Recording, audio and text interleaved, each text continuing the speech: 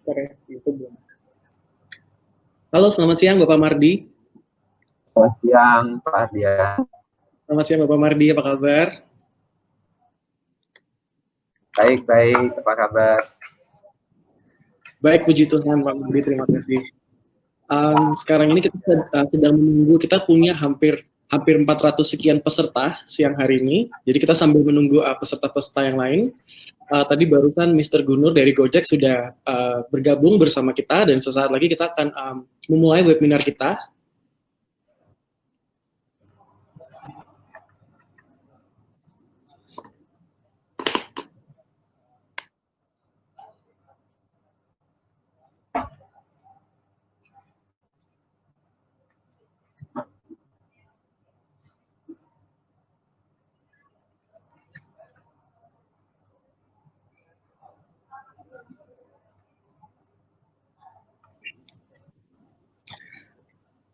Halo Mr. Gunur, are you there?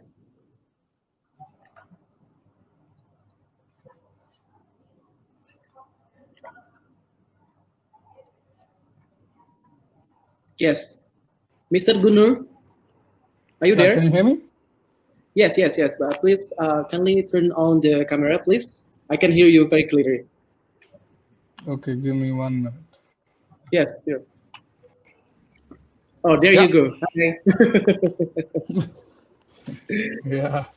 Yeah. So, Mr. Gunur, I'd like to introduce you to Bapak Mardi Wu. He's the CEO of NutriFood Indonesia. Bapak Mardi, ini Mr. Gunur Sik Dilon dari Gojek. Nice to meet you. Hello. Nice to meet you here. I only know Salamat Pagi, which I don't think works now. It's not the morning, it's afternoon. It's good afternoon. It's supposed to be Selamat Siang. I know, but I can't pronounce it. So Salamat Pagi it is. Yes. Now we are currently have 149 participants. Meanwhile, we are waiting for the other participants to join us. Please, we are encourage you guys to join our poll today. So we would like to know in which industry do you work for? Are you guys working in the FMCG industry, working for brands, for retails, F&B, automotive, hospitality industry, entrepreneurs, freelancers, e-commerce, and also financial and banking, or maybe others. Yes, and it seems like well, we have 38% of others, and following by FMCG industry, we have 25% the results. So most of the audience here are working in the FMCG industry, which is a great idea because today we will discuss the thrive in post-COVID-19 business not as usual for consumer goods industry. I'd like to introduce myself. My name is Matthew Adrian. I'm the head of marketing of GoWork. The session today will be conducted in both Bahasa Indonesia and also in English.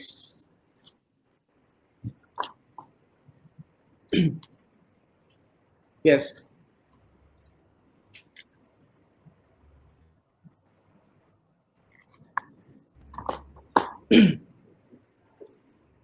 Okay. I guess we just saw the result that most of are working in the FMCG industry. And why don't we just start the webinar today? So I'd like to welcome once again Mr. Gunur from Gojek and also Bapak Mardi Wu from NutriFood Indonesia. Let me do some webinar introduction today.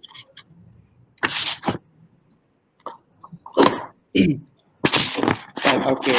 COVID-19 has shocked the world and sent economy spinning. The effect on the consumer goods industry will be profound and lasting. The business will not run as usual. COVID-19 will change the way we do our business. The way we make the right decision today will affect how the business runs the future. And many people believe that it will permanently impact how and what we buy. It accelerating the structural change shaping our industry and also changing the relative importance of those trends.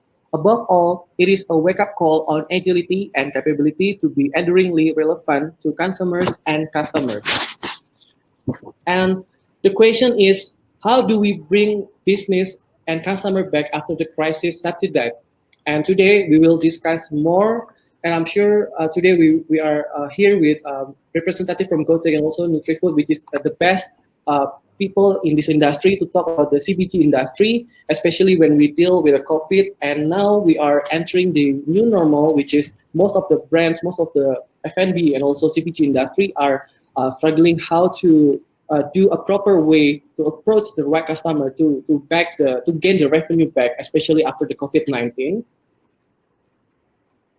And let me share something. This is based on the McKinsey survey that here they are. So this was on a survey on April 2020. So here showed that availability of the product is very crucial. So because it seems that people tend to go outside and go to the near store. So that 35% of the consumer are trying something new, trying the new brand when the one that are used to unavailable. And this is very interesting that the prediction post COVID-19 that 94% of consumer plan to switch back to the usual brand after COVID-19. So I think this is the good news for the brands because it seems like 94% of the consumer plan to switch back to the usual brand after the COVID-19. And this is based on the survey. This is actually recently just published on the end of May, again, based on the McKinsey survey on Indonesian consumer sentiment during the coronavirus crisis. So these exhibits are based on the survey of May. It shows that a lot of people, please focus on the right, on the blue is shop online for groceries is increased 24%, which is a good thing. Shop in the physical grocery stores is increased 17%. Shop online non-grocery is increased 18%, and shop in physical stores non-grocery is also increased at 60%. So, yes, today I think let's just go straight and then we will discuss about thrive in post-COVID-19 business not as usual for consumer good industry. I'd like to introduce Mr. Gunur first as one of our panelists. So Mr. Gunur as a head of brand partnership and retail innovation Gojek. At Gojek, he leads a team that collaborates with brands to bring delight solutions to customers' experience. His key area expertise covers consumers app, digital products and management, connected suites, e-commerce, both B2B and B2C, financial technology and mobile payments, and emerging markets business models. His expertise in the domain is further accentuated by his expertise before joining Gojek. He was the lead digital and innovation in Unilever Centers of Excellence based in India, and was responsible for creating and executing the digital commerce roadmap for both B2B and B2B2C models. Prior to that, he was also founding the members of DigiBank by DBS, a first of its kind digital bank solution. Mr. Gunur has always aimed to apply digital technologies to solve real-world problems and at the same time creating social value and impact. Please welcome Mr. Gunur Sigdilon. Hello, Mr. Gunur. Please say hi to everyone Very happy here. to be here. Very happy. Thank you. Very happy to be here. Yeah. Are you currently working at home? Yes, following the guidelines very strictly. Yes. It's an honor to have you in our panel discussion today, this afternoon. And next, we have Bapak Mardi Wu, CEO of NutriFood Indonesia. So Bapak Mardi Wu started his career in NutriFood Indonesia as Research and Development Manager in June 1995. In January 2009, he was appointed as the Chief Executive Officer, leading the company's strategy, operation, and programs to inspire Indonesians to have nutritious life. In November 2018, he is named as the top 10 best CEO by SWA magazine. And also he received his bachelor degree in food technology and human nutrition from Bogor Auxiliary University, followed by his master science in industrial administration in Purdue University, USA. In 2014, he finished his doctoral degree in management in Bina Nusantara University, graduated with magna cum laude. And also as a lifetime learner, he loves sharing his knowledge and experience by being a guest lecturer in various universities in Indonesia, as well as a youth mentor and advisor in multiple youth organizations. He is also an avid traveler who has visited more than 50 countries and 100 cities in the world. Halo, selamat siang Bapak Mardi. Siang Yes, semuanya.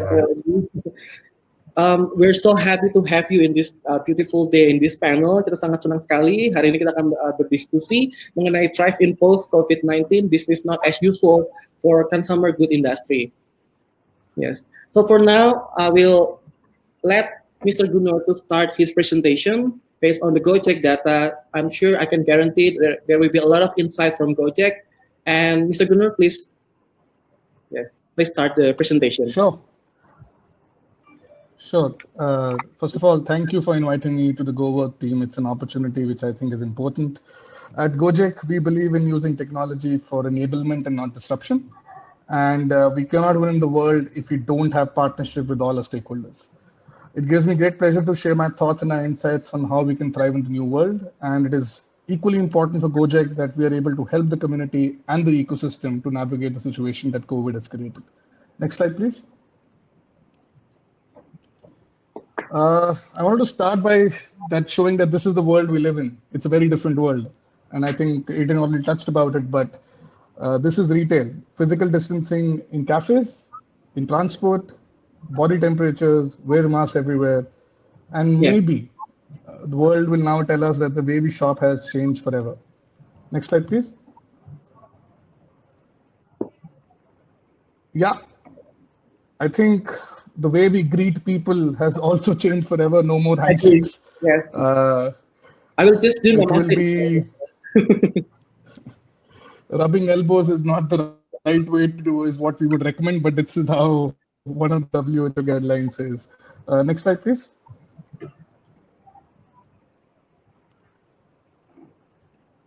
I think hygiene has become a key for all consumers like never before, and that's one of the things I want to touch upon for the world we live in. But the advantage for CPG brands might be that the soap brands will never have to invest in any marketing going forward. The consumers are going to demand it automatically. Next slide, please.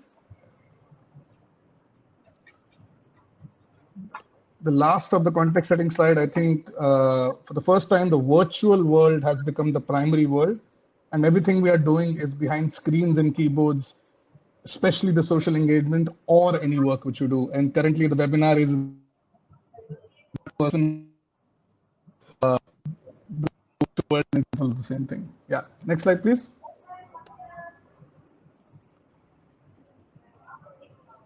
Okay, so I think the world we live in has led to impact on business models across the spectrum. We saw some surveys on McKinsey, but I just want to point out a couple of things what it actually means. Businesses now have to not only mitigate hygiene and safety concerns in their models, but also over-communicate them to all stakeholders. Contactless interaction for goods handover and goods preparation is going to be a norm for all industries. Retail shopping will have to adopt due to the physical distancing guidelines, as well as consumers demanding the same because they know it's safe for them now. Online shopping, even though all trends say has got another boost, but it has also led to rethinking of operations or logistics, that how do you manage so much demand which you not anticipated. I think the last point for us to consider is that the COVID-19 world is forcing business models to adopt and follow the mantra of necessity being the mother of invention and innovation. Next slide, please. Gojek, of course, is a key member of the ecosystem, and we also have adapted to the new normal. This is also because the situation demands it, and most importantly, being a consumer-centric company, our consumers also are demanding it. There are many examples in what we've done, but just wanted to point out a couple. Contactless delivery at handover for GoFood, GoMart, and GoShop. You can request it as a user. Because of the demand in grocery, we have made GoFood multi-grocery channels as preference in GoFood. We all know, basis our various communication at Gojek, that driver partners are at the heart of everything we do. Protecting them and our users was the first thing we did.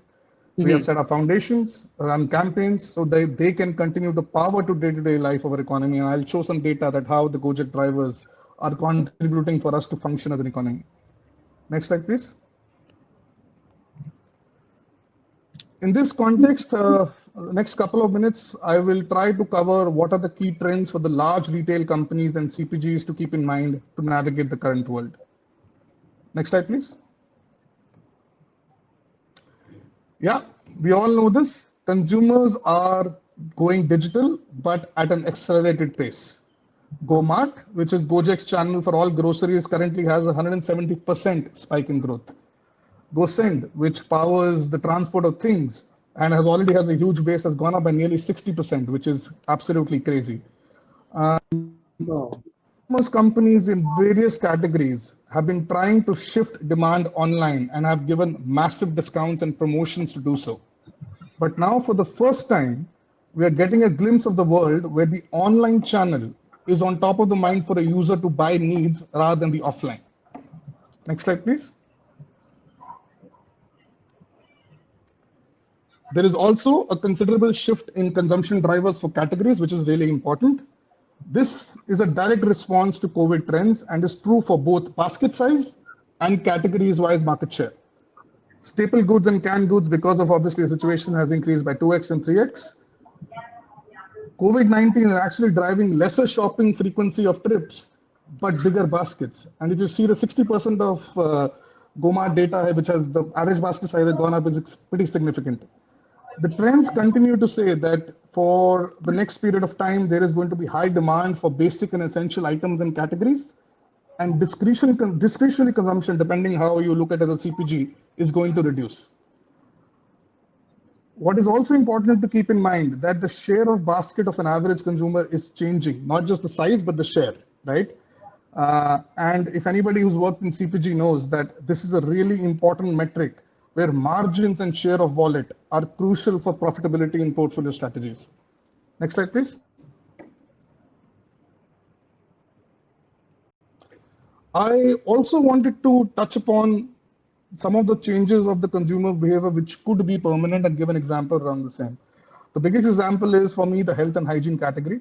On the right, obviously, because of masks and hand sanitizer demand, it completely went skyrocketing and it grew exponentially. But on the left side is an interesting tidbit for people in marketing, right? That our engagement numbers about talking about GoFood contactless delivery saw so much engagement and transactions, right? 4 million were contacted, and on average 24,000 responded and wanted that service. So in the new world, we have to keep this in mind, that the consumer preferences on top of the mind items is going to be highly engaged rather than before, where you need to spend more assets to get engagement going. Yeah. Next slide, please.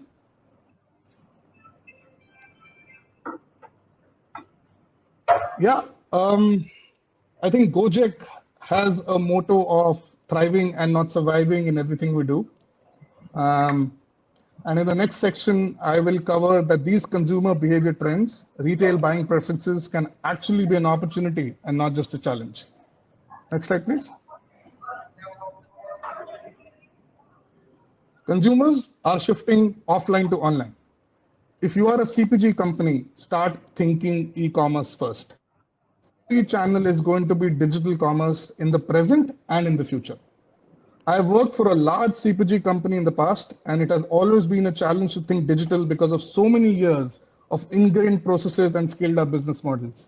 I'm sure the people from the CPG industry in the audience will agree with me on this point. But I believe that this is the best time to pivot the organization to capture the e-commerce opportunity and shape digital transformation. Secondly, you don't have to do this yourself. You can do partnerships.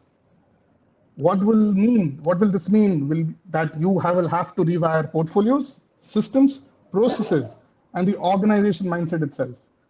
This is also the right time to end functional silos with your various divisions and categories, was to actually think end-to-end value chain. Yeah. Next slide, please. The world has become omni-channel. It is both offline, online, phygital, whatever you want to call it. But I think the most important aspect for marketing strategies has to be agility and adaptability. Who is your consumer in the category, and which is the best medium to engage is a question. What is the most relevant channel for you to target that consumer is going to be a question for all brand managers going forward. If you are not the market leader, and I think we showed some McKinsey data that 94% will come back, but actually it's an opportunity. If you're not a market leader, you get your channel mix and media mix right, you can make significant gains in the portfolio. That 6% delta can actually become 12%. Similarly, if you're already a market leader, you can maintain your position by an effective pivot to the channel, which is most effective and relevant for that user. So it opens up interesting aspects. It depends on which channel and which user do you want to focus on. Next slide, please.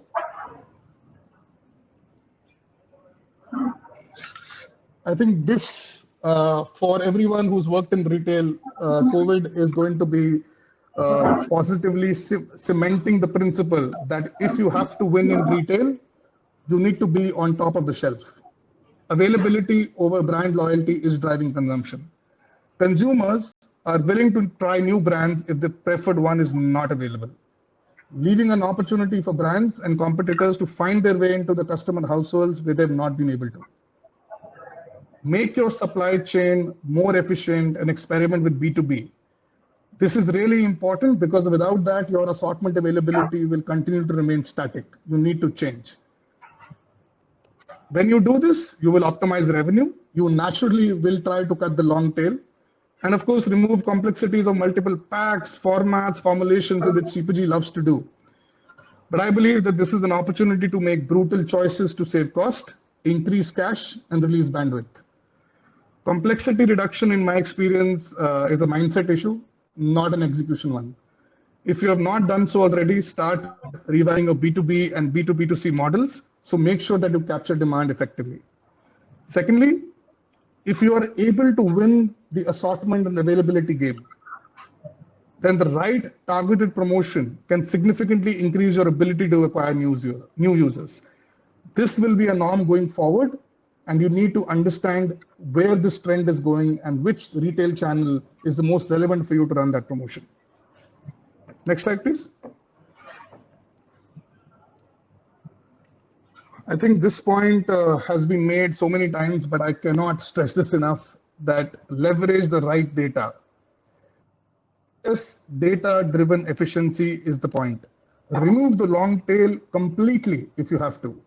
For example, is it really necessary for you to focus on a less than 1% market share variant or brand in this environment?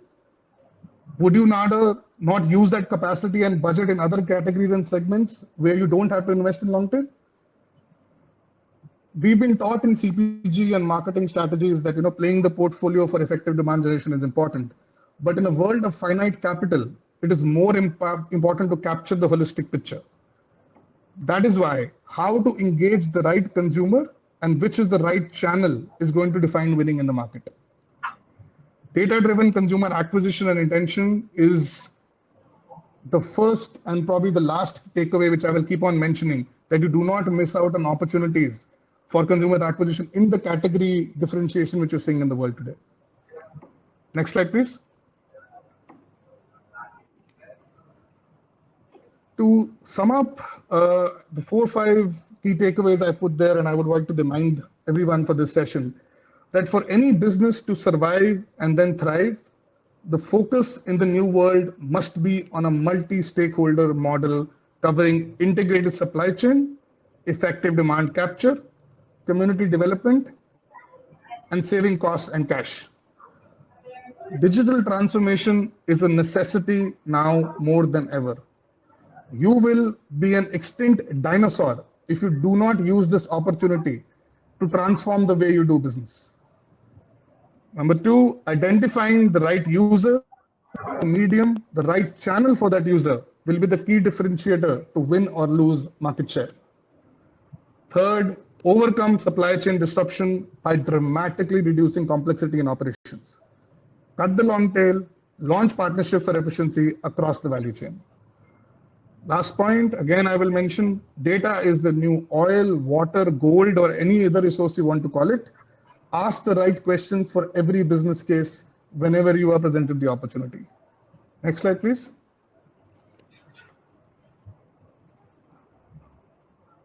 The last point from Gojek, and we firmly believe in this, that in any situation, in any world, there is always a way. Be positive and invest in people. Platforms, technology, and strategies in the new world will be the same. Your people, will make the difference. Collaborate with compassion, and it's not about you. These values are equally important for any business to thrive in the new world, especially the one we currently live in. With that, I would hand over to my friends here, and we'll be happy to answer questions later and engage with you even after this webinar. Thank you so much for your time. Thank you very much, Mr. Gunur. I like that one. Be positive and invest on people. I think is definitely correct, especially in this crisis, in the difficult time. We definitely need to invest in the right people, right? I guess like the COVID-19 is a test for everyone, for brand managers, not only in the CPG's industry, but I think across like most of the industry across the globe is a test for everyone. That invest on people is the most important, essence of the doing something to elevate your brand, something like that. Yes, and I'd like to remind everyone, so please prepare your best questions and submit them here for our panelists to answer during the Q&A session. Just simply type your question on the chat box on the right.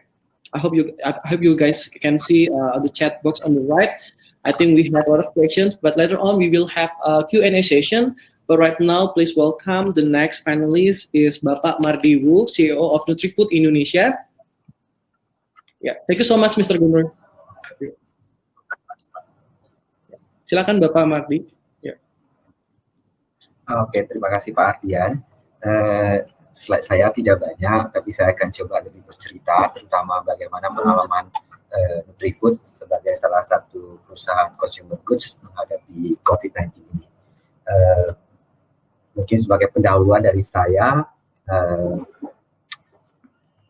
kunci penting menghadapi pandemi ini, ya, karena perubahannya itu begitu banyak, baik yang dalam jangka pendek maupun yang dalam jangka panjang, adalah optimisme. Ya.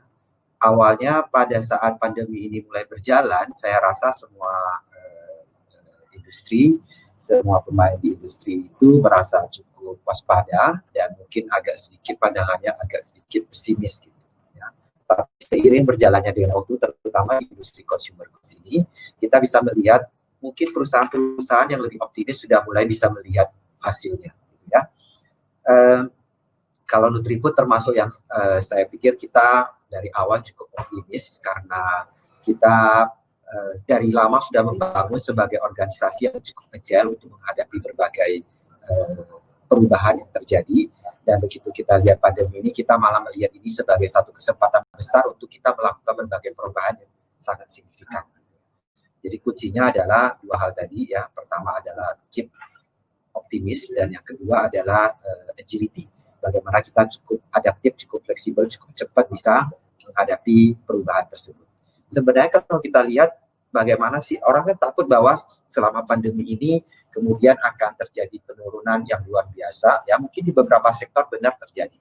Tapi kalau kita balik ke sektor consumer goods, terutama sektor makanan, kelihatannya yang terjadi lebih berupa shifting. Ya. Nah, shifting ini tentu ada perusahaan-perusahaan yang lebih terdampak, ada kategori-kategori yang lebih terdampak, tapi justru ada kategori-kategori atau perusahaan-perusahaan yang lebih diuntungkan. Dan juga ada perusahaan-perusahaan yang sebenarnya terdampak, tapi berhasil untuk kemudian melihat kesempatan-kesempatan yang baru tersebut dan mengambil kesempatan itu dan kemudian bisa tumbuh jauh lebih tinggi. Ya, jadi mungkin kita lihat misalnya dari sebenarnya di setiap segmen orang tetap butuh makanan. Ya, mungkin perubahannya di channel. Ya, ada channel-channel tertentu. Nanti saya akan lihat di slide berikutnya. Ada channel tertentu memang orang-orang kemudian berkurang belajar ke channel tersebut. Ya. Tapi jangan lupa, mereka tetap butuh makan, mereka hanya berpindah channel. Jadi kejelian kita melihat channel itu penting. Ya. Kemudian kita mengatakan bahwa mungkin di segmen bawah, ya di segmen ekonomi yang lebih menengah ke bawah, mungkin lebih terdampak. Ya, karena ada PHK, karena ada pengurangan pendapatan, iya. Tapi jangan lupa, pengeluaran makanan untuk segmen atas jangan-jangan bertambah. Ya. Karena sekarang uang yang dikeluarkan untuk kenikmatan, untuk traveling, untuk ke bioskop, untuk berbagai hal yang lain, mungkin tertahan. Sehingga salah satu menikmati kenikmatan itu salah satunya adalah dengan kemudian lewat makanan, ya, atau dengan misalnya memasak sendiri. Gitu. Jadi kita lihat, yang perpindahan adalah perpindahan channel, dan mungkin adalah perpindahan kategori produk. Tapi overall mungkin tidak turun terlalu banyak saya nggak punya datanya. Tapi bisa jadi juga kalau sesama industri kemudian bisa membangun marketingnya dengan baik, yang terjadi justru mungkin malah seluruh sektor makanan bukan turun, bukan stagnan, tapi justru naik. Nah, mungkin kita bisa mulai lihat ke slide berikutnya. Di slide berikutnya kita lihat bagaimana pandemi ini bisa mempengaruhi channel-channel distribusi FMCG yang ada, terutama makanan, dan ini saya bicara dalam termnya Nutrifood ya, terutama di Nutrifood, bagaimana kami melihat perubahan tersebut. Ya. Kalau kita lihat yang mulai dari paling bawah dulu ya, e-commerce tadi dari singgung sama Mr. Gubernur bahwa e-commerce itu naiknya luar biasa tinggi, dan kami juga melihat tren yang sama. Ya. Untungnya kami sudah membangun e-commerce dari dulu, walaupun e-commerce sebenarnya untuk groceries di Indonesia itu sangat tidak signifikan, persentasenya masih sangat amat kecil, ya, pasti di bawah 10%, ya, mungkin juga di bawah, kelihatannya di bawah 5% gitu ya. Tapi dalam beberapa bulan ini kenaikan e-commerce itu sangat signifikan, terutama di groceries. Ya. Dan e-commerce ini ya uniknya adalah kalau kita cuma melihat e-commerce dari marketplace yang ada, mungkin kita melihat bahwa pertumbuhannya jangan-jangan nggak lengkap semua, nggak setinggi itu. Kelihatannya e-commerce, pertumbuhan tinggi e-commerce ini bisa terjadi undetected karena justru banyak berkembang di daerah ya yang tadinya orang belanja ke pasar, sekarang mereka belanja pasar-pasar online di area baik yang digerakkan oleh pemerintah ataupun sesimpel sebenarnya tidak berupa aplikasi, tapi sekarang orang mulai jualan pribadi lewat online.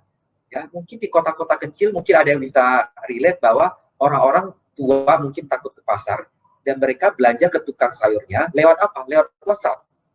Tidak berupa aplikasi, tapi begitu lewat WhatsApp, mungkin mereka titip sekalian, titip beliin susu, titip beliin ini, titip beliin sekalian bawa ke sini. Itu yang terjadi. Itu nggak tahu, kita bisa menggolongkan itu sebagai semi e-commerce ya. Mungkin stoknya tetap stok toko yang ada di toko, tapi itu sebenarnya udah semi e-commerce gitu. Jadi kita lihat bahwa, tapi cara promosi dan cara nanganinya tentu nanti akan sedikit berbeda. Ya, jadi kita lihat e-commerce itu berkembang pesat. Ya. Yang kedua adalah modern trade. Modern trade ini memang agak unik ya. Tergantung channelnya memang sangat berbeda-beda ya, dan tergantung di tiap fase pandemi. Pada saat awal memang terjadi rush besar-besaran karena waktu orang takut di lockdown, itu semua supermarket orang ngantrinya luar biasa. Modern market memang mengalami pertumbuhan yang sangat tinggi di bulan Maret dan mungkin awal-awal April gitu ya. Ada efek juga rush gitu ya, orang takut kehabisan barang gitu. Tapi setelah itu begitu mall-mall mulai tutup, beberapa toko yang ada di mall tentu sangat suffer gitu ya. Tapi toko-toko di daerah yang berdiri sendiri ya itu justru mengalami kenaikan yang cukup signifikan gitu. Dan juga shifting yang terjadi salah satunya adalah kelihatannya pertumbuhan tertinggi justru adalah pertumbuhan di channel-channel di daerah yang memang memanage dengan positioning dengan cost yang lebih terkendali, dengan kemudian mereka memberikan harga yang jauh lebih baik. Jadi kalau kita lihat antara chain-chain besar yang nasional dibanding dengan toko-toko kecil di daerah, itu gap harganya relatif mungkin bisa udah antara, tergantung kategorinya ya, tapi bisa antara 5 sampai 20%, bahkan beberapa bisa sampai 25%.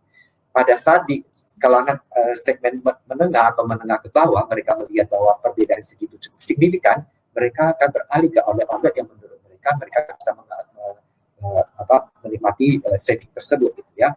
Jadi di modern trade pun sebenarnya nggak kelihatan semua turun karena kelihatan yang ada adalah berpindah toko gitu ya. Nah, overall kelihatannya si modern trade dan e-commerce mungkin menikmati kenaikan yang cukup bagus gitu ya. Terus kemudian apa yang terdisrupsi ya secara short term atau short medium term itu ada dua ya. Kalau di kami melihat street vendors itu kena banget ya karena ada PSBB ini. Misalnya kalau Nutrisari biasa jualan di sepeda-sepeda, otomatis di Jakarta yang jualan minum yang Starling ya, yang biasa dibilang Starling itu, yang jual minuman lewat sepeda itu otomatis hilang gitu ya. Jadi itu yang perlu dicari gantinya. Tradisional market sebagian mulai agak relatif lebih sepi karena orang agak takut ke pasar. Ya, walaupun tadi pindahnya mungkin ke tradisional market tapi yang dikelola yang semi online tadi. Ya. Kemudian di sebelah kanan kita lihat ini channel mungkin agak khusus buat industri seperti Nutrifood gitu ya. Kantin sekolah sebenarnya buat kami ya, Nutrifood itu Nutrisari itu kantin sekolah salah satu channel yang cukup penting ya. Dan dengan ditutupnya sekolah, tentu itu terpengaruh sekali. Gitu. Nah, itu perlu kami gimana caranya menghadapi, kemudian mencari channel baru, memperkuat channel baru, sehingga kami nggak tergantung kepada kapan sekolah mau buka. Gitu. Karena kapan sekolah dibuka, belum tentu juga nantinya akan buka. Gitu, ya. Terus kemudian channel yang sangat terpengaruh, Horeca, mungkin teman-teman yang familiar dengan Horeca, tentu hotel, restoran, kafe tentu sangat terpengaruh. Ya. Karena industri traveling kena ya, kemudian ada pembatasan sosial, penutupan kafe gitu. Jadi hotel, restoran, kafe ini otomatis cukup tiarap industri ini. Ya, tapi kemudian kita lihat ada sektor food delivery yang berkembang pesat. Nah, itu yang menjadi satu kesempatan juga untuk dilirik. Gitu. Jadi overall kita bisa lihat bahwa memang ada disrupsi, tapi juga kita bisa melihat bahwa kita bisa mencoba mencari channel-channel baru. Boleh berikutnya. Boleh ke slide berikutnya, ya. Nah, oleh karena itu kita mungkin harus rajin lihat. Saya mencoba nyimpulin kalau dari Nutrifood kita bisa melihat ada 3 atau nanti saya tambahin 1 hal lagi, ada 4 hal yang bisa kita lihat. Yang pertama adalah kalau kita mau lihat baik-baik pandemi ini, kita lihat pandemi ini justru menghadirkan kesempatan untuk kita bisa lebih efisiensi dan melakukan hal-hal yang mungkin sebelumnya kita tidak terlalu fokus ke situ. Nomor 1 adalah online based activities.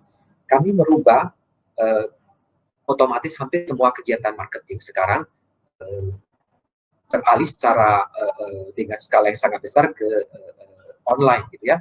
Tadinya kita masih mungkin teman-teman di industri consumer goods kan mungkin sedang mengadakan event online, offline sekarang tentu susah untuk diadakan ya.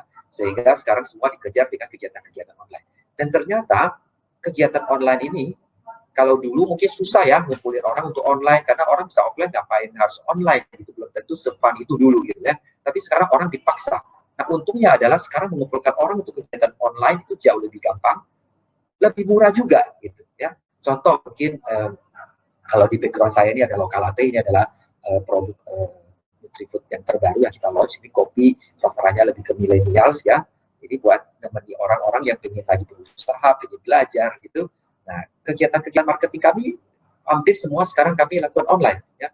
Tim-tim marketing area kami sekarang mereka banyak kemudian membuka kelas-kelas karena memang kita membuat supaya produk ini bangun brandnya salah satunya lebih lewat empowering, lewat education gitu. Bagaimana tim-tim kami kemudian bisa sharing, bisa buka webinar di mana-mana. Itu adalah bagian untuk kami membangun brand untuk membangun brand ini gitu. Ya. Itu pertama. Nah, bukan cuma itu, sekarang juga mungkin contoh lain ya, consumer goods itu banyak yang mengandalkan sales promotion girl gitu ya. Pada saat awal-awal itu sebagian outlet takut ada SPG gitu ya, karena buat toko yang agak sempit itu akan menimbulkan risiko ya, sehingga kemudian SPG sempat kemudian dikurangi, dilarang masuk ya. Tapi kami mencoba mencari cara gitu ya. Salah satunya lewat SPG online ya, semua SPG kami arahkan kegiatannya online. Makanya balik lagi saya setuju sama Pak Mr. Gubernur tadi, data konsumen itu penting. Begitu kita alihkan online, bagaimana SPG ini bisa bekerja sama dengan toko, kemudian bisa meng-engage customer yang ada, berkomunikasi lewat sosial media ataupun dengan media komunikasi chat yang ada, sehingga memudahkan konsumen untuk mendapatkan informasi, membuat pilihan, dan pada saat benar-benar mereka harus shopping offline atau online atau offline ke toko, mereka akan lebih cepat menemukan barangnya, kemudian lebih cepat membuat keputusan untuk membeli. Gitu. Nah, nomor 2, opportunity apa sih? Nah, ini lebih buat perusahaan sendiri. Kalau tadi bicara opportunity di konsumen, yang kedua ini bicara bagaimana kita memperbaiki internal bisnis proses kita. Ya. Sebenarnya pandemi ini membawa kesempatan untuk benar-benar melakukan transformasi digital buat company. Ya. Kami mencoba selama 3 bulan ini mempercepat semua transformasi digital yang ada di company gitu ya. Semua proses bagaimana bisa disederhanakan, bagaimana bisa dibuat lebih digital. Ya. Dan termasuk salah satunya adalah membuat supaya kebijakan untuk bisa bekerja dari mana aja, ya.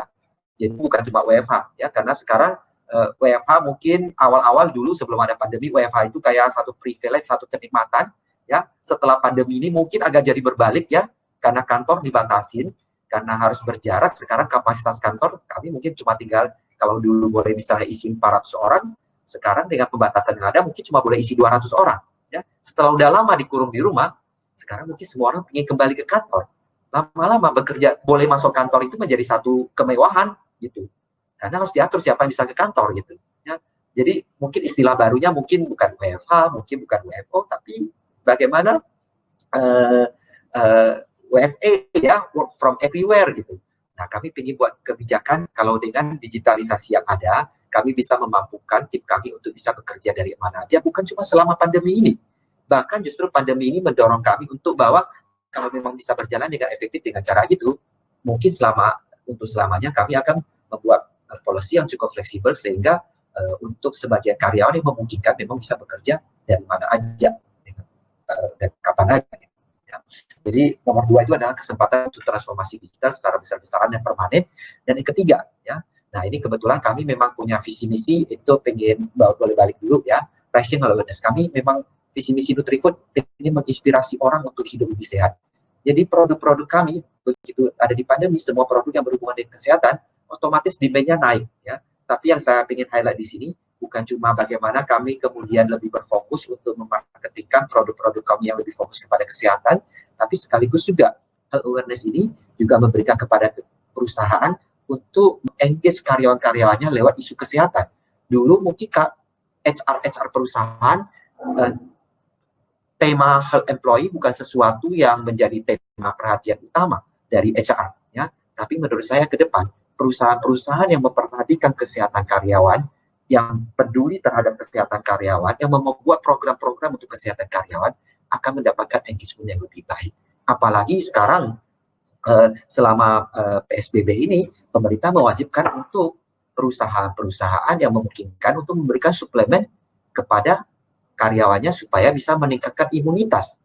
Nah, disitulah kemudian kami melihat peluang yang sangat besar buat kami untuk masuk bukan cuma sekedar B2C, bagaimana memasarkan produk-produk kami juga ke office-office menjadi B2B.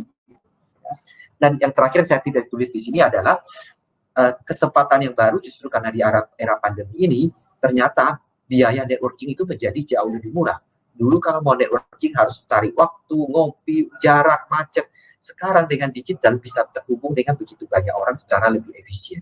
Sehingga collaboration itu menjadi sesuatu yang makin berharga dan makin penting untuk dijajaki. Boleh tolong ke slide berikutnya.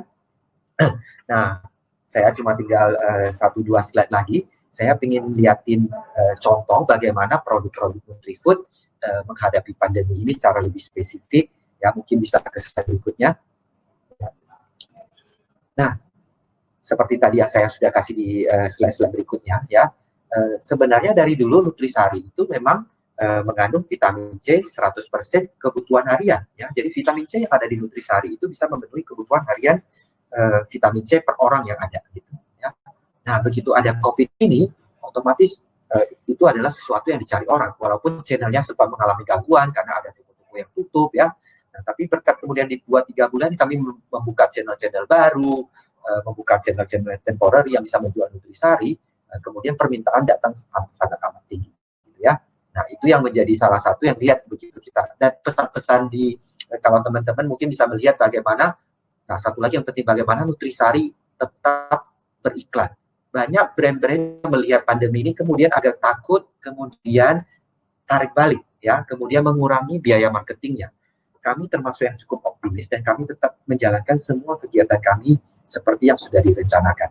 Jadi kami tidak menarik balik, bahkan kami membuat supaya semua iklan-iklan yang ada, bagaimana secara bisa lebih agile, menyesuaikan dengan tema-tema yang ada, terutama juga sekaligus bagaimana bisa memberikan pelayanan sosial lewat tema-tema yang bisa membantu mengedukasi masyarakat untuk bisa menghadapi pandemi ini dengan lebih baik. Mengapa begitu? Kalau teman-teman lihat bahwa dalam menghadapi new normal ini, masih banyak banget ya, begitu susahnya pemerintah mengedukasi orang untuk pakai masker. Ya, dulu begitu susah untuk mengedukasi orang jangan mudik. Nah, Nutrisari itu sekarang banyak lewat komunikasi marketingnya itu ikut membantu mengamplifikasi bagaimana bisa mengedukasi masyarakat untuk menjaga diri lebih baik menghadapi pandemi ini. Ya, oke. Yang kedua, kami punya susu Haido ya, yang selama pandemi ini kami dengan cepat kemudian bisa mereformulasi menjadi vitamin D-nya kami naikkan untuk bisa memenuhi 100% kebutuhan vitamin D. Mengapa vitamin D ini penting? Ya, karena 3 hal yang saya tunjukin dalam satu gambar ini, 3 hal yang paling penting untuk meningkatkan imunitas, yaitu protein, ya, vitamin D dan vitamin C. Ya, vitamin C tentu teman-teman sudah tahu. Vitamin D kenapa? Sebenarnya kalau kita vitamin D itu sangat penting untuk imunitas, ya. Tapi tidak hanya sumbernya, tidak hanya dari makanan sebenarnya. Vitamin D itu bisa dapatin dari berjemur, ya. Tapi kalau tidak sempat berjemur, maka kita bisa mendapatkan asupan dari makanan dan terutama dari susu. Nah, kami mereformulasi ini menjadi 100% vitamin D, dan sekaligus bukan cuma itu aja. Salah satu hal orang yang paling kangenin apa kalau selama pandemi ini, traveling, gitu ya. Kami merubah packagingnya, ya. Ini packaging baru kami, kalau teman-teman mungkin bisa melihat, ini kerja cepat dalam beberapa bulan, dan hopefully beberapa minggu ini sudah rata gitu, kita bisa melihat bagaimana kami event packaging ikut bisa menghibur orang, ya, melihatkan tempat-tempat yang traveling yang memang orang rindukan gitu. Oke, dan yang terakhir tentu Elmen, ya. Elmen memang dari dulu kami memang posisikan sebagai susu tinggi protein gitu. Nah, teman-teman tentu tahu bahwa imunitas itu dibangun dari antibodi kita, dan antibodi kita itu sebenarnya isinya apa sih? Protein. Makanya kecukupan protein itu penting banget. Tanpa ada kecukupan protein, bagaimana tubuh bisa menghasilkan antibodi untuk bisa melawan virus, bisa bertahan terhadap berbagai infeksi yang ada, gitu ya.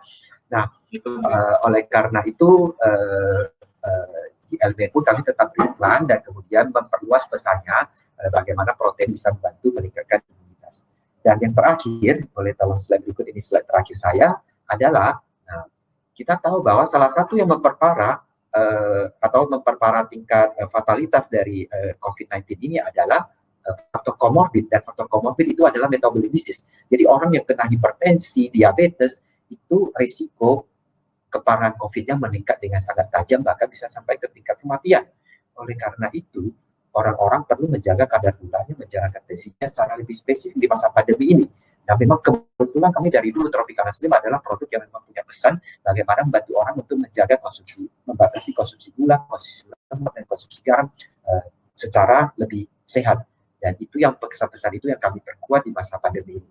Jadi sebagai kesimpulannya, saya cuma ingin share bahwa teman-teman terutama yang di consumer goods itu yang penting balik lagi selalu harus percaya, optimis, ya, bahwa kalau kita jeli melihat kesempatannya, pandemi ini khusus untuk sektor FMCG dan khusus untuk sektor makanan, harusnya kita masih tetap bisa menjaga pertumbuhannya dengan baik. Gitu. Termasuk untuk juga teman-teman yang memang sektornya berhubungan dengan FMCG tapi bukan FMCG seperti di sektor retailer, itu harus cukup optimis melihat bahwa kalau semua ini strateginya benar, maka kita tetap masih bisa melihat pertumbuhannya. Mungkin itu aja dari saya, Pak Ardian. Terima kasih. Mohon maaf slide saya tidak banyak, tapi semoga sharing informasinya menarik dan bermanfaat.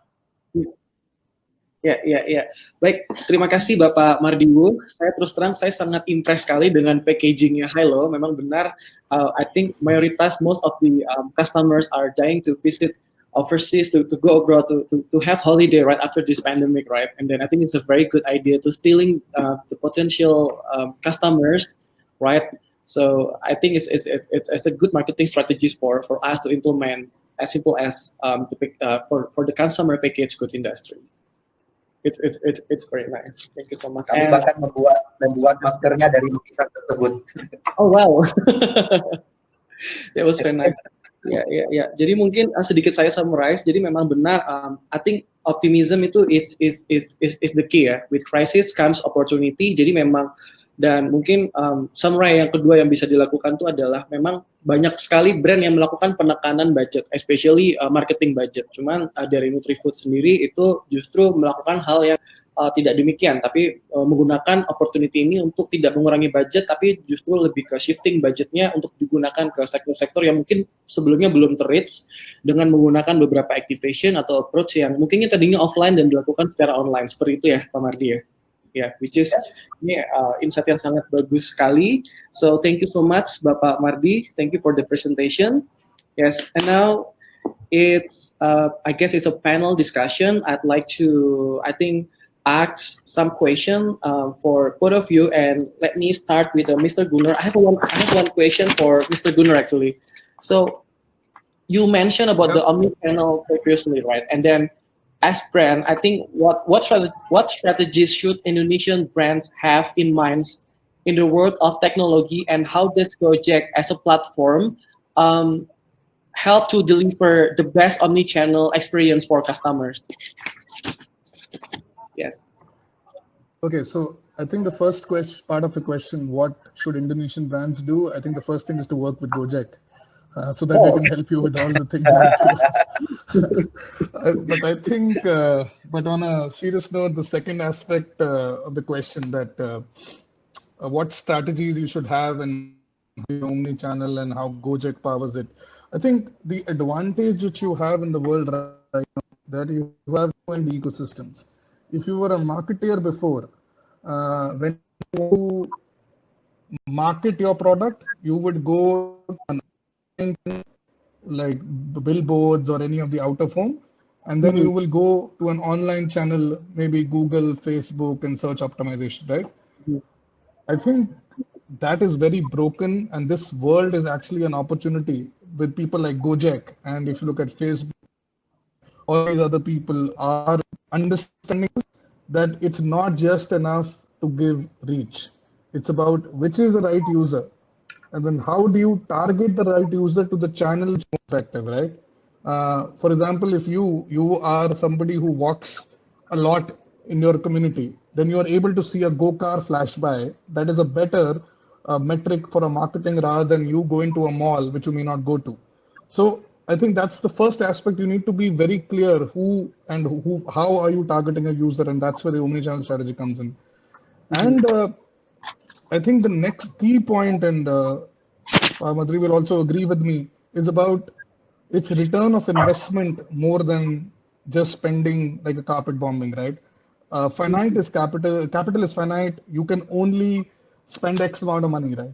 And platforms like Gojek, Grab are giving you that opportunity for experimentation, not just from reach, but transaction, and then looking at data, what happened, did not happen. So my advice to every brand would be to start exploring different ways of doing marketing, right? It's not just traditional do reach, do promotion, bring it all together. And platforms like Gojek are in the right stead for Indonesia, but in other markets, some partners are doing quite well. And if you look at Amazon, Google, and Facebook My Business, they're also going in the right direction. Okay, so the key is start to exploring on doing marketing and then work like some the brands like Gojek. I think it's the right approach to increase the revenue, I guess. Yeah. Okay, so I also would like to ask some question. Mungkin saya akan bertanya ke Bapak Mardi ya, Bapak Mardi. Jadi saya baca research dari McKinsey pada bulan April 2020. Memang penggunaan online itu, and I'm sure that Mr. Gunur has also mentioned about it, that customer are shifted to offline to online. Jadi memang, correct me if I'm wrong, tapi yang sepengetahuan saya, Nutrifood itu memiliki e-commerce platform yaitu Nutrimart. Gitu. Mungkin bisa dijelaskan sedikit tentang bagaimana menurut tanggapan Bapak tentang customer shifting dan bagaimana menggunakan opportunity itu dengan platform e-commerce seperti yang Nutrifood sudah miliki seperti saat ini.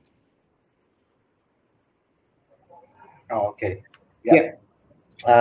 Untuk e-commerce memang kami udah bangun dari lama untuk Nutrimart gitu ya. Cuma memang kita nggak cuma pengen tarik customer langsung secara organik langsung ke Nutrimart, karena kita tetap akan mengandalkan dengan marketplace yang ada seperti Tokped, Shopee, Lazada dan yang lain-lain gitu ya, JDID gitu, Blibli gitu, karena orang udah punya aplikasi dari mana-mana aja gitu, dan itu yang kita pengen lihat tadi omnichannel, even di e-commerce pun harus kita lihat berbagai aplikasi yang orang punya, jadi nggak cuma ngadalin traffic ke organik ke aplikasi kita aja, karena orang yang download aplikasi Nutrimart mostly mungkin orang konsumen yang memang udah tahu Nutrifood gitu, tapi kita pengen lebih luas lagi gitu. Tapi memang kita shifting banyak promo-promo, jadi bukan kita invest cukup banyak di e-commerce ya, jadi bukan cuma hanya di offline aja. Nah, kita trial berbagai hal, cuma memang poinnya apa sih, kalau teman-teman di offline di online mungkin kadang-kadang mainnya lebih banyak dengan hanya dengan diskon harga gitu ya. Kalau kami ingin bangun lebih dari itu. Jadi bagaimana kami bangun funnelnya, mulai benar-benar dari semua aktivitas marketing ya, untuk memang produk-produk yang memang cocok kami coba tarik supaya kemudian pembelanjaannya bisa lewat online. Bahkan kami membuat produk-produk tertentu yang memang hanya jual di online pada awalnya. Jadi beberapa produk kami launching eksklusif di online supaya narik orang untuk lebih familiar dengan platform online. Dan beberapa produk itu cukup berhasil dengan baik, bahkan beberapa produk yang kami jual online, produk baru yang kami jual online, sekarang bisa berkontribusi sampai 30% dari total produk baru tersebut di channel-channel yang lain. Untuk ukuran groceries, untuk ukuran FMCG itu udah sangat besar, seperti yang tadi saya bilang di awal, itu FMCG itu di Indonesia itu untuk groceries itu jauh masih di bawah 10%, mungkin di bawah 5% gitu. Ya. Jadi kalau untuk produk-produk tertentu yang bisa capai di atas itu sesuatu pencapaian yang luar biasa. Tapi tentu orang nggak serta-merta bisa belanja ke situ, memang harus diiklan. Begitu diiklannya orang lihat ada di mana informasinya, belinya bisa lewat mana, hanya bisa lewat online, orang akan pelan-pelan terbiasa. Tuh, oke. Baik. Betul sekali Bapak Mardi, saya sangat setuju sekali. Terima kasih atas jawabannya. So, I want to ask something to both of you actually. So, according to McKinsey survey, I think I mentioned on the presentation earlier that 94% it seems like the consumer will switch back to the usual brands after the COVID-19. So, in adapting to the new norm, will the brands still need to remarket its product? Especially, there is a prediction that the consumer will go back to the old brands. How to bring the business and consumer back? I will ask this to Mr. Gunnar. What is your opinion about this? So I think I touched upon this in my availability over brand loyalty side. But I think the key point here is that when you say 94% will go back to the original brand, right? That's the key. In that 3 to 6 months period, if another brand who is not the market share leader is able to get on top of mind and is able to penetrate the consumer usage, those 94% is going to drop. 94 will go to 90 to 85 to 80 to 75. And I think Pavadri will agree with me, but CPG is a very interesting business. It's a category play rather than an overall play. Even if those 6% are moving in a category, the delta is a 60% change, right? So the brands who are market leaders cannot take this lightly. You have to make sure 2 things.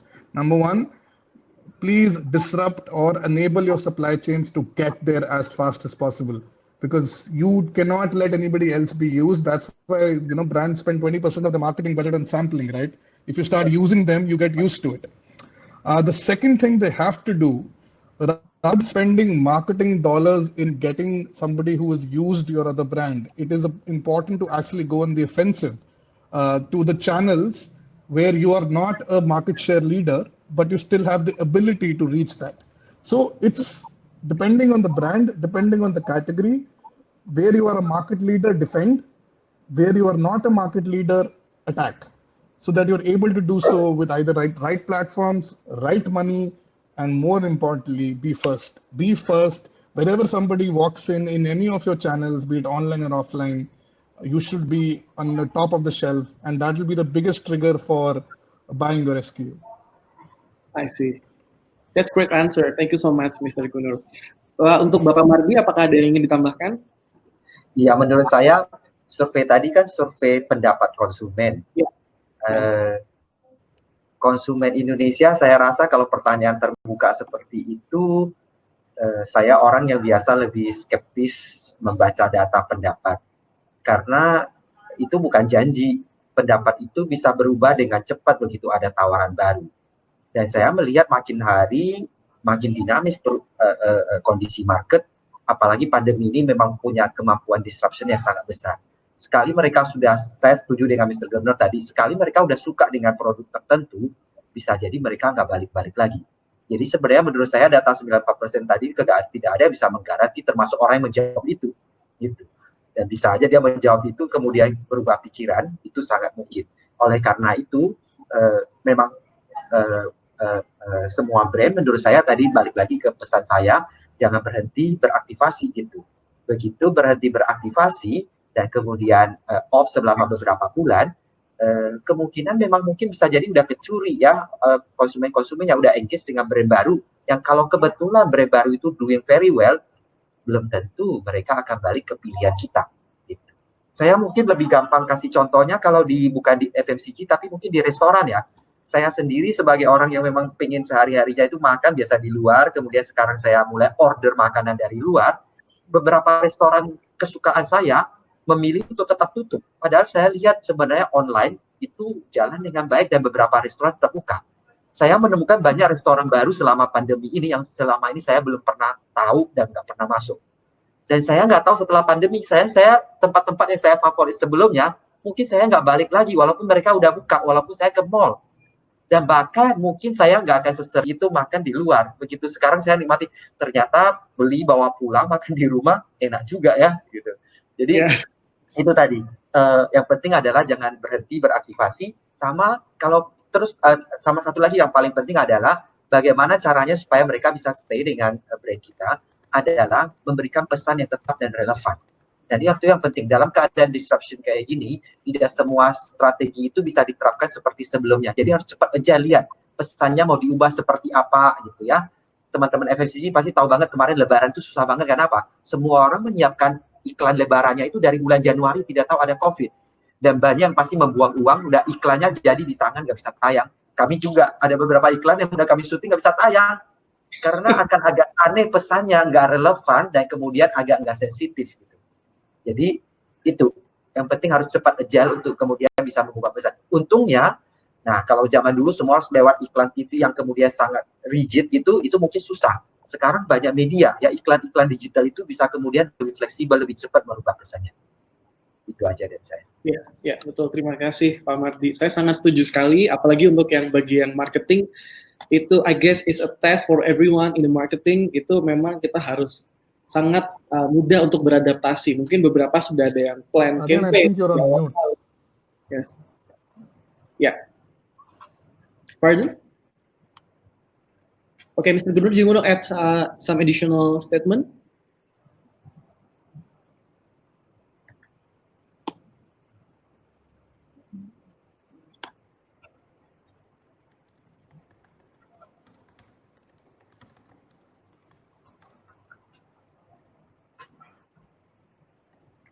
Yes, hello. Yes, can you hear my voice?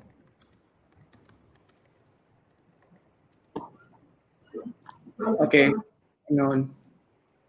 I think there's something wrong in the connection okay, I hope everyone can hear my voice here. So Mr. Gunur, yes, okay, thank you so much. Yes, thank you so much. So I totally agree with Bapak Mardi. So I think as a marketer, we are all need to adapt our marketing strategies.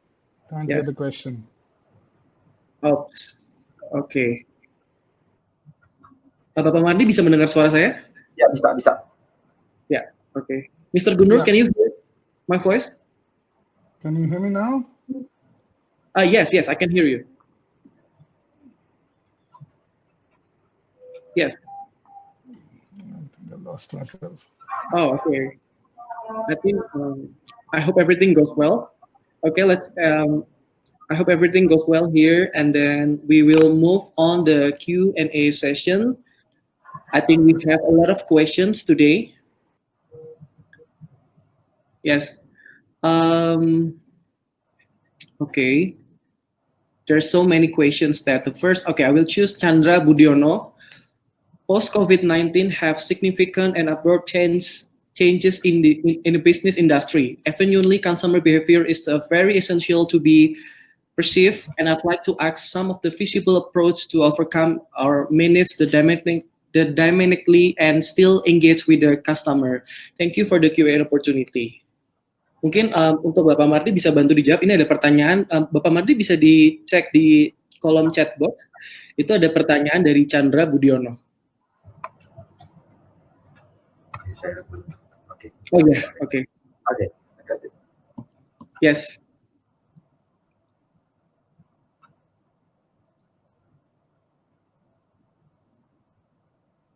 Mungkin bisa diklik di kolom. Ya, oke. Ya. Ya, saya kira mungkin memang consumer behavior berubahnya jauh lebih drastis selama pandemi ini. Terus gimana kita harus bisa menyikapinya? Menurut saya butuh agility ya, butuh kemampuan kita untuk secara cepat menyesuaikan dengan perubahan behavior tersebut gitu. Makanya punya data penting, dan bagaimana cara kita mendapatkan tren itu juga penting ya. Karena kalau dengan cara mendapatkan data yang secara tradisional butuh riset yang segitu lama, tentu pasti akan ketinggalan. Ya, jadi kita perlu berbagai pendekatan lain untuk mendapatkan data, meyakinkan bahwa memang perubahan yang terjadi seperti apa, sehingga kita bisa memanage perubahan tersebut dengan baik. Gitu. Yang penting adalah mungkin frekuensi untuk bisa merubah strategi itu menjadi makin cepat periodiknya gitu. Dulu kalau kita mereview mungkin bisa dulu orang bisa buat tiap tahun, terus kemudian bisa tiap 3 bulan dimodifikasi. Sekarang meeting strategi itu bisa berjalan dari minggu ke minggu gitu ya. Tentu nggak shiftingnya benar-benar luar biasa berbalik arah, tapi banyak penyesuaian yang harus dilakukan dari minggu ke minggu. Itu Pak Dian. Oke, baik. Ya, baik, terima kasih banyak Bapak Mardi atas jawabannya. So, would like to check to Mr. Gunur. Can you hear my voice right now? Yeah, I Yes, think I can now. Sorry, I logged off. Yeah. That's fine. So, Bapak Mardi just answered the question from Mr. Chandra Budiono. Can you check to the chat box? We have a question from Chandra Budiono that post-COVID-19 have significant abrupt change in the business industry. Eventually, consumer behavior is a very essential to be perceived, and I'd like to ask for some visible approach to everyone or manage the dynamically and still engage with the customer. Thank you for the Q&A opportunity. Yeah, thank you for the question. I think this is a question that everyone is dealing with, that you are normally used to business plans for a quarter level, for a half-year level or yearly level. We are talking about daily changes, right? It's a crazy world in terms of dynamism. But for a business, it is important to very quickly understand your core. I think I can give a Gojek example, that we understood that our core remains to be moving things and moving people, and leverage it with our driver partners, with extended ecosystems of payments and logistics. I think so we've stuck to the core, and if you look at overall Gojek numbers, we are doing pretty well in terms of our overall numbers, and looking at the fundraising which we just announced. That is the challenge for every single business owner, marketeer in the country today, that what is your core? If you are able to identify what is the core of your business, please keep on investing into that. Anything which is outside of that, let go. I will use the word of brutal cost cutting and prioritization. Be extremely focused and clear on what is your core, and then you engage the online and offline channels which are relevant for your core. I think that's the thing you should do for the next 12 months as a general principle. Any complexity based on execution, be happy to be agile and adapt, and that's what Pamardi was also saying. I would say just enjoy the ride. That's what I would like to say. Be positive, and you'll be fine. As long as you know your core and you don't spend in things that you don't need to, you'll be fine. Yes, correct. I totally agree with you. Right. So we go with the second question. So the second question is from Bonifatius Ariel Anggoro. Hi, I would like to ask Mr. Gunur and Bapak Mardiwu about the risk mitigation in digital era. So Gojek and Nutrifood already invested for the risk mitigation that is possible to happen and attack the information and data itself. What is the form of investment for it? Thank you so much.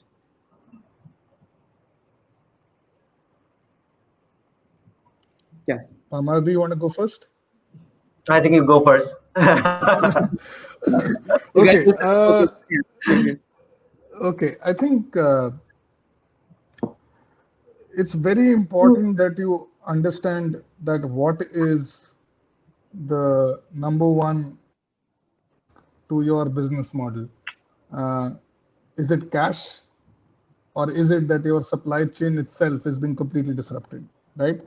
I think two things you have to do irrespective. First, you need to separate the temporary from the permanent. So for example, again, I will give a Gojek example. We know that the Go Ride numbers are reduced because it's temporary. people will still want to go to a different place. We're not going to buy 2,000 cars on a daily basis to make up for that demand, right?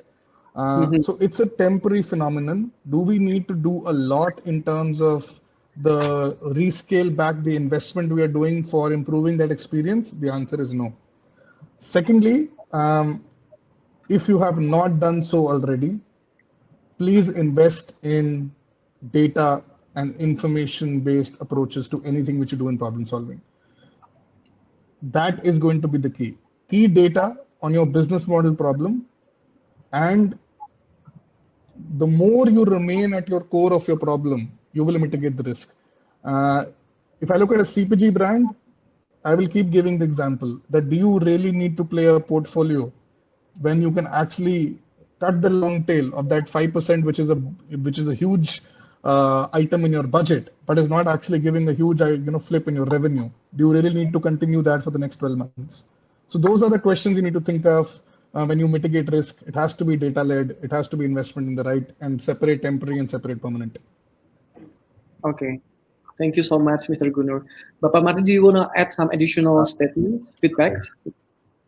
Kayaknya kalau ini buat Nutrifood mungkin nggak segitu relevannya, karena walaupun kami punya data, tapi mungkin tidak dalam skala seperti perusahaan yang lebih based on data gitu ya.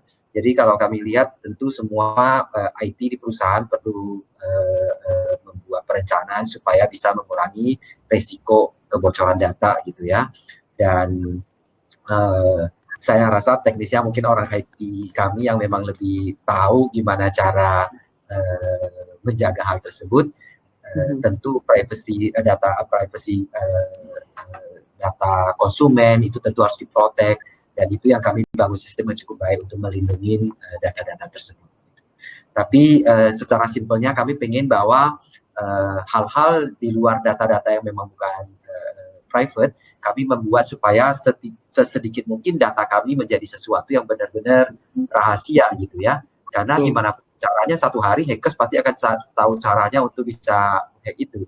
Oleh karena itu kami membagi data, mana data-data yang benar-benar private, mana yang benar-benar harus dilindungi dan harus dipertinggi security-nya. Tapi sisanya data-data yang lebih simple kami memang buat lebih terbuka gitu.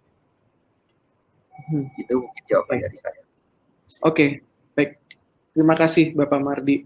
Bapak Mardi, ini ada satu pertanyaan yang ditujukan langsung ke Bapak Mardi. So, ini dari Angela Jess.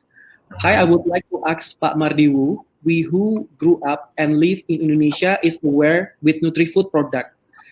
As if for me, since I was a kid, I always drink Nutrisari for a quick or instant orange refreshment drink. I can see that Nutrifood has branding consistently. What are the key takeaway for us or small medium business owner to start building a good brand post COVID-19? Yeah. Okay. What are the key takeaway for small business medium business owner to start building a good brand? Okay. Menurut saya mungkin simpelnya nomor satu adalah harus percaya bahwa di CPG ini brand itu kekuatannya sangat penting. Kalau ditanya investment Nutrifood yang paling besar apa, investmentnya di brand. Jadi harus percaya dengan brand. Ya. Seorang CEO, seorang founder, head of the organization dari CPG itu harus benar-benar mengerti marketing dan harus properly memprotek brandnya dengan baik. Dan untuk supaya brand itu bisa terbangun dengan baik, kalau saya percaya bahwa itu harus balik dari purpose-nya. Gitu. Nutrifood membangun brand-brandnya dengan purpose yang bisa relate dengan customer-nya, gitu. Dan buat siapapun yang bangun brand bisa mulai sesimpel itu. Bangun brand yang memang dibutuhkan orang, bangun brand dengan visi misi yang relate dengan banyak orang, ya, yang bisa dibanggakan orang, yang orang bisa engage ke brand tersebut. Dan kemudian secara konsisten. Kadang-kadang godaannya terlalu banyak ya, karena secara ekonomi, secara opportunity, secara faktor apapun itu membuat orang kemudian terdistract. Tapi yang penting adalah setelah kita kemudian pastikan bahwa visi misi brand seperti itu, kita perlu konsisten membangun itu dari tahun ke tahun. Dan untuk itu perlu berpikir long term. Nutrifood membangun brandnya dengan konsisten, dengan kuat, itu selalu berpikir jangka panjang. Nggak karena pada saat krisis terus kita bisa membelokkan brand itu kemana, kemudian jadi brandnya jadi kacau gitu. Jadi konsistensi itu penting. Dan kemudian yang paling penting adalah supaya bisa jaga brand itu konsisten, dan ini sebenarnya lebih mudah buat small medium company karena orang-orang yang membuat keputusan di dalam perusahaan itu biasa relatif bertahan lebih lama. Dan konsistensi itu terbangun juga lewat orang-orangnya. Kalau orang-orangnya timnya tiap tahun berganti, nah itu brandnya memang kadang-kadang bisa ke kiri ke kanan, kemudian konsumennya sendiri bingung ini brand apa ya. Pada saat brand itu nggak konsisten, maka brand itu sudah hampir nggak ada. Gitu. Mungkin itu aja dari saya. Terima kasih. Thank you so much. Sangat setuju sekali dengan Bapak Mardi. Jadi memang brand, kita kembali lagi ke core value company itu sendiri ya. Memang brand itu memang kita harus invest, tidak bisa. Memang it takes time, so it's something that we need to invest yang tidak bisa harus 1 tahun atau 2 tahun gitu ya. Jadi memang benar the person in charge itu need the give the right direction about the core value of company itu sendiri sih. Gitu. Maybe one last question. I know we have a lot of questions, but I think due to the limitation of the time, I have one last question.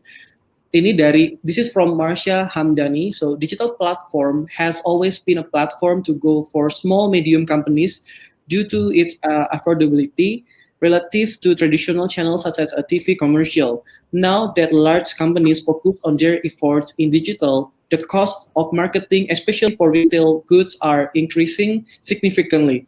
Do you have any tips going digital in highly saturated digital market for SMEs with limited marketing budget? So I think this is the question for those who have very limited budget. Okay, so maybe Mr. Gunur and Bapak Mardi can answer the question from Marsha Hamdani. This is talking about the budget. So I think this is an absolute relevant question that you have a finite budget. And the way digital works is that the minute somebody wants to buy your inventory, it becomes more expensive, right? And I think a person is hitting the nail on the head. That how do you focus on making sure you get best return on investment for any budget you would have. Mm-hmm. The only advice I would give, apart from the overall advice that work with Gojek, is to be extremely clear who is your target audience and which is the best channel for you to target the target audience. I think you cannot control the price of the digital medium because obviously it's going to grow and people are going to demand, the price is going to go up, but you still have to survive. So which means that if you look at it from an overall holistic picture, understand your target audience, get data on what drives your user to consume your product, focus on that value proposition, and then market only in those channels which you are most likely to convert that consumer or make sure the consumer stays with you. It's just being very smart. It's just being not going after, let's say, for lack of a better word, on large inventory buying on Google and Facebook platforms. It could be that if you're a small SME, there are other channels which you can use, which is more relevant for you. So it's all about your user, your model, where in your assortment and category do you fit, and then be extremely ruthless that you will only focus on that for the next 6 to 9 months. And then after 6 or 9 months, when we see how the world is actually looking like, then you can pivot and continue to grow. So I think that would be my 2 pieces of advice. Yeah, I totally agree with you. So get the data, analyze your audience, and then focus on something that you're trying to accomplish. Focus on the market, focus on the data, and then because we're talking about the budget, there are a lot of obstacles when it comes to budget. Even though it's not only facing in the SMEs industry, also in the big industry, big corporate as well. So yes, totally agree with you. So get the data, focus on the objective as well. So Bapak Mardi, do you want to add something? Mau ditambahkan sedikit? Oke, saya ada 3 poin. Menurut saya nomor 1 adalah perlunya trade-off atau membangun brand yang lebih niche kalau resources kita terbatas. Kadang-kadang brand-brand kecil mencoba menjangkau semua orang. Padahal di sosial media itu, kalau kita bicara penduduk Indonesia 270 jutaan, beberapa sosial media itu, media digital maksudnya bisa menjangkau lebih dari ratusan juta. Untuk bisnis kecil itu, kadang-kadang nggak masuk akal menjangkau segitu banyak orang. Nah, supaya bisa dapat harga murah, sebenarnya balik lagi pesan Pak Mr. Guntur tadi sangat benar bahwa kita harus spesifik kepada siapa kita mau tujukan. Makanya brand positioning itu harus mulai bangun senis mungkin kalau sumber daya terbatas. Mungkin itu juga yang dikerjakan Nutrifood dari dulu. Nutrifood nggak pernah masuk produk yang sangat massal, dari dulu mulai dengan produk yang relatif lebih niche. Pada saat orang nggak peduli dengan kesehatan, Nutrifood dari 40 tahun yang lalu udah fokus pengen ngajak orang untuk membatasi gula, garam, lemak, untuk menghindari diabetes. 40 tahun lalu nggak terlalu populer, jualannya sangat kecil. Tapi kita targetin orang-orang spesifik. Sama di zaman digital ini juga gini, kalau kita jual sesuatu, fokus kepada siapa yang relevan. Misalnya, simpel apa, kita jualan masker. Berebutan dengan puluhan, ratusan orang yang jualan masker. Gimana caranya? Buat spesifik. Kita bisa jualan masker khusus hanya orang, khusus anak-anak. Jualan masker hanya buat cowok. Kita bisa segmen lebih spesifik sehingga target itu akan lebih spesifik. Gitu. Jadi, trade-off itu penting. Nomor 2, pesannya harus inovatif. Ya, sebenarnya kadang-kadang kita dengan pesan dengan inovatif kita bisa mengurangi frekuensi tayangnya sehingga itu juga bisa mengirit biaya gitu. Dan yang nomor 3 adalah kolaborasi, terutama ko-kreasi dengan konsumen. Karena begitu pesan kita bagus, kadang-kadang kita tidak perlu berpromo, itu bisa menjadi viral dengan sendirinya. Kalau sumber daya kita terbatas, buatlah gimana caranya supaya apapun yang mau kita sampaikan itu bisa dibantu viral oleh konsumen-konsumen yang mencintai brand-brand kita. Teman-teman bisa iseng sih, coba kalau di Twitter misalnya ketik Nutrisari, apa yang keluar hampir semua bukan berasal dari brand kita. 95% mungkin itu adalah konsumen-konsumen yang kemudian berbunyi sendiri gitu, karena mereka suka dengan brandnya, melucu-lucu soal brandnya gitu. Oke, mungkin itu aja dari saya. Terima kasih, semoga. Jadi yang pertama brand positioning harus lebih niche, dan yang kedua lebih mungkin inovatif ya, Bapak Mardi ya. Ya, begitu. So, thank you so much. So, I know there are a lot of questions that addressed towards us, but due to the limitation of the time, unfortunately, we only be able to answer, I think, maximum for the 4 questions. And for those who've been asking me, and is the the material will be sent to your email? Yes, we will send the email. We will send the material, maybe, hopefully, and yes. Okay, and next is, before to go to the summary, do you want to add something, statement, Mr. Gunur and Bapak Mardi, as summary? Yeah, I think I would just like to repeat that be positive, rally your people and keep investing in them. You've built people for a period, and it's the right time for you to understand what your business needs, and just be positive. It's an opportunity and a challenge, and please enjoy that. Okay. So, Bapak Mardi, ada yang mau ditambahkan untuk sebagai summary? Mungkin simple aja. Kalau tadi apa yang saya sampaikan cuma mungkin 2 kata buat teman-teman yang memang bisnisnya sudah ada skalanya, keep agile. Justru pandemi ini bisa memberikan kesempatan buat kita untuk bertumbuh kalau kita tetap agile. Dan buat tadi pertanyaan-pertanyaan banyak yang datang dari SME, mungkin harus fokus dengan resources yang ada, berani trade off, optimumkan dengan resources yang ada, pasti bisa mencapai sesuatu. Ya, baik. Terima kasih. So, regarding to my statement previously that the material will be sent to your email, what I mean is just the record of this video will be sent to your email. So, right after the session, we will deliver the record of this webinar to your email right away. Yes. Okay, so this is just want to touch a little bit about my brand, about GoWork, and we are consistently creating an insightful content. For those who are interested to attend our events, please visit our website, go-work.com, and then go to the event section. There are a lot of, a lot of events upcoming, the webinars, even the Instagram Live that we are contributing as a brand to giving an impact to our society as well. So please make sure everyone to join to our events. It's free anyway. And talking about the new normal is also here in GoWork, and today is marked, I guess this is the transition period from the PSBB to the new normal period. So this is the new protocol for GoWork. For those who've been questioning what are the new normal for the office space like us, like GoWork, yes, don't worry, because we have a very clear communication And this is the communication. We do the technology. We do also the offline approach towards our operations persons. Don't worry. So we also encourage everyone to have a physical distancing, and also we do increase our sanitation as well. We also reducing high touch points area, and the key is actually communication and collaboration towards our members and also our friends. And this is the new promotions, the new normal, new workspace.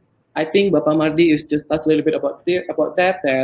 I think some of us there probably need the flexible working space. So don't worry, because we can give you a coupon access for your workspace. Like starting 1 million per month, you can access our space across 23 co-work space across Jakarta.